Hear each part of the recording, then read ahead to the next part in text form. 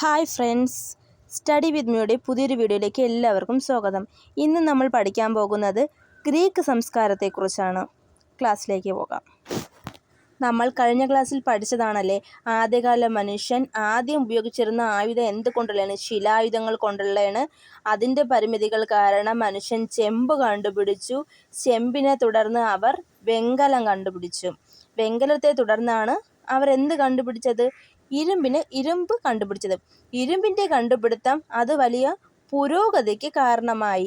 ഇരുമ്പുയുഗ കാലഘട്ടമാണ് Greek Roman സംസ്കാരം വികാസം പ്രാപിച്ചത്. BC 2000 ഇരുമ്പിൻ്റെ അറിവുണ്ടായിരുന്നു. എന്നാൽ ഇരുമ്പിൻ്റെ ഉപയോഗം ആരംഭിക്കുന്നത് BC 1200 ഇരുമ്പിൻ്റെ കണ്ടുപിടുത്തം പുതിയ സംസ്കാരം വളരാൻ കാരണമായി.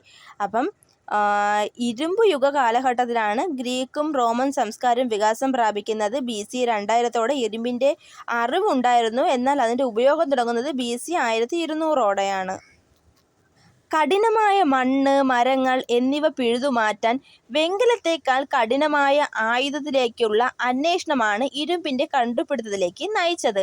ഇരുമ്പ് കണ്ടുപിടിക്കാൻ അല്ലെങ്കിൽ ഉപയോഗിക്കാൻ ഇത്രയും താമസിച്ചതിന് കാരണം ഇരുമ്പ് അയിരുകളായാണ് ഭൂമിയിൽ കാണുന്നത്. ഇരുമ്പ് സംസ്കരിച്ചെടുക്കാൻ കൃത്യമായ സാങ്കേതിക വിദ്യ വേണം. ഈ സാങ്കേതിക വിദ്യയിലേക്ക് എത്തിപ്പെടാനുള്ള കാലതാമസമാണ് ഇരുമ്പിൻ്റെ കണ്ടുപിടുത്തത്തിന് കാലതാമസമുണ്ടാക്കിയത്. ഇരുമ്പ് വെങ്കലത്തേക്കാൾ കഠിനവും സുലഭവുമായിരുന്നു. ഏഷ്യൻ മൈനറിൽ, അതായത് തുർക്കി, താമസിച്ചിരുന്ന ഹിറ്റൈറ്റുകളാണ് ഇരുമ്പയിര് സംസ്കരിച്ചെടുക്കുന്ന സാങ്കേതിക വിദ്യ വികസിപ്പിച്ചെടുക്കുന്നത്. ഇരുമ്പയിരിൽ മരക്കരി ചേർത്ത് ഏകദേശം ഉയർന്ന ഊഷ്മാവിൽ 1500°C ചൂടാക്കിയാണ് ഇരുമ്പ് നിർമ്മിക്കുന്നത്. അപ്പം വെങ്കലത്തേക്കാൾ കഠിനമുള്ളതായിരുന്നു ഇരുമ്പ്. അത് സുലഭമായി ലഭിക്കുന്ന ഒന്നുമായിരുന്നു.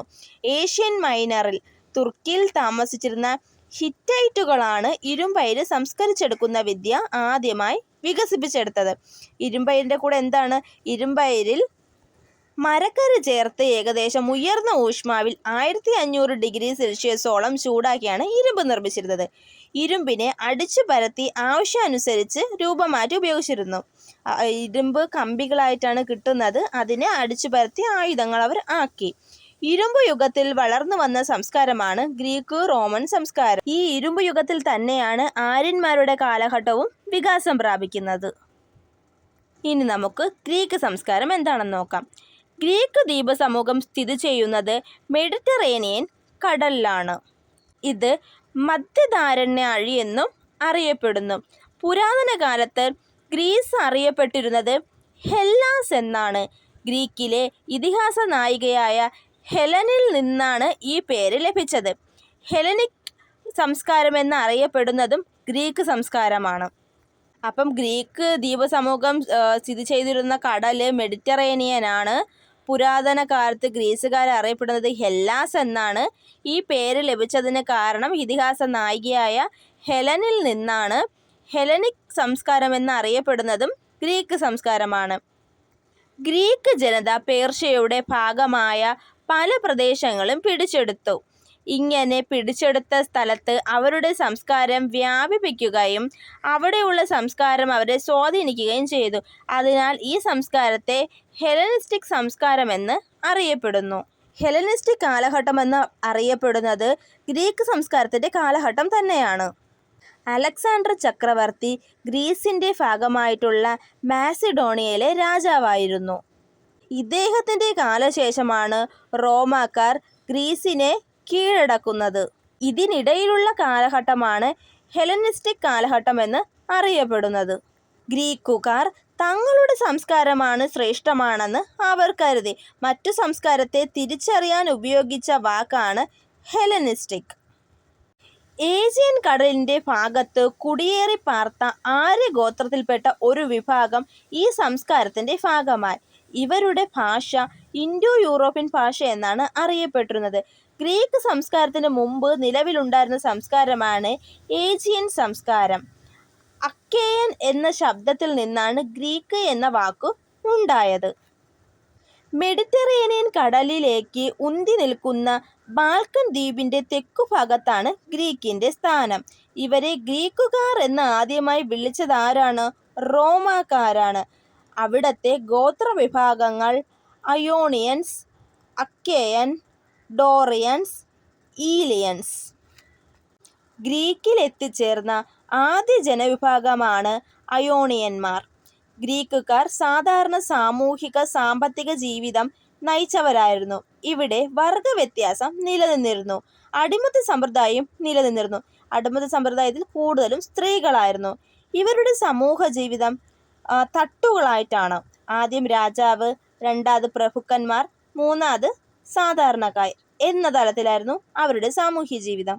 ഇവരുടെ തൊഴിൽ കൃഷി, കാലി വളർത്തൽ, മൺപാത്ര നിർമ്മാണം, കച്ചവടം എന്നിവയായിരുന്നു. ബാർട്ടർ സമ്പ്രദായം ഈ കാലത്ത് നിലനിന്നിരുന്നു. പണത്തിനും പ്രചാരം ലഭിച്ചിരുന്നു. ഇവർ ബഹുദൈവ വിശ്വാസികളായിരുന്നു.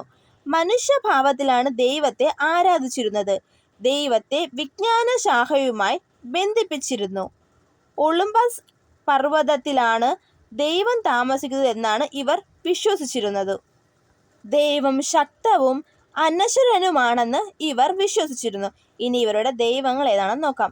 അപ്പോള സൂര്യദേവൻ, പോസിഡോൺ സമുദ്രദേവൻ, സിയൂസ് ആകാശത്തിൻ്റെയും ഇടിമിന്നലിൻ്റെയും ദൈവം, അഥീന കലയുടെയും വിജ്ഞാനത്തിൻ്റെയും ദൈവം.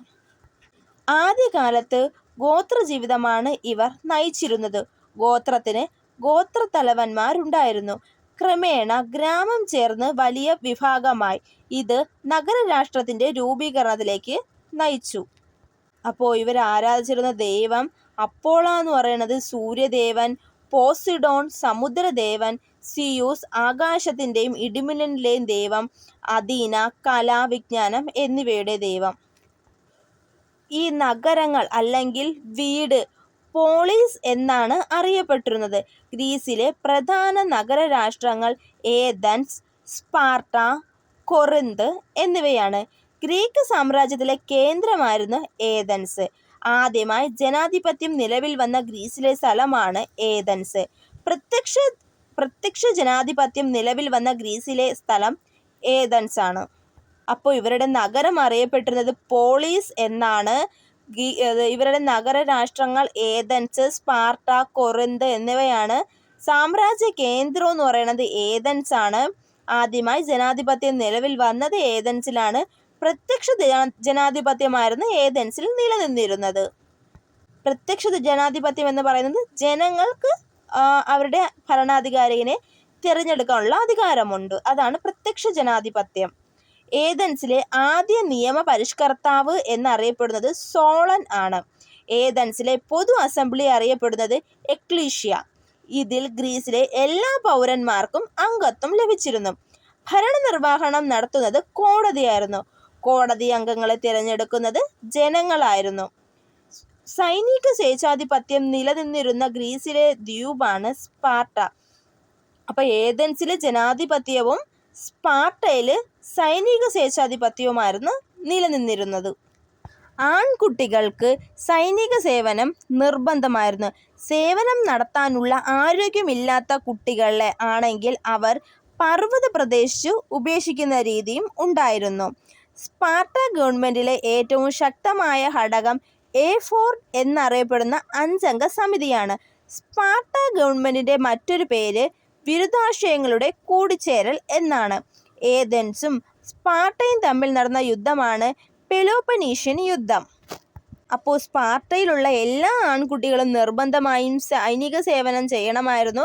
അത് ചെയ്യാൻ ആരോഗ്യമില്ലാത്ത കുട്ടികളെ പർവ്വത പ്രദേശത്ത് ഉപേക്ഷിക്കുമായിരുന്നു. സ്പാർട്ട ഗവൺമെൻറ് ഏറ്റവും ശക്തമായ ഘടകമാണ് എഫോർഡ് എന്നറിയപ്പെടുന്ന 5 അംഗ സമിതി. സ്പാർട്ട ഗവൺമെൻറ്റിൻ്റെ മറ്റൊരു പേരാണ് വിരുദ്ധാശയങ്ങളുടെ കൂടിച്ചേരൽ. ഏഥൻസും സ്പാർട്ടയും തമ്മിൽ നടന്ന യുദ്ധമാണ് പെലോപ്പനീഷ്യൻ യുദ്ധം. ഇത് BC 431 BC 404 ഇടയിലാണെന്ന് കരുതപ്പെടുന്നു. ഏഥൻസും സ്പാർട്ടയും തമ്മിലുള്ള യുദ്ധത്തെക്കുറിച്ച് പുസ്തകം എഴുതിയത് തൂസിഡൈസ് ആണ്.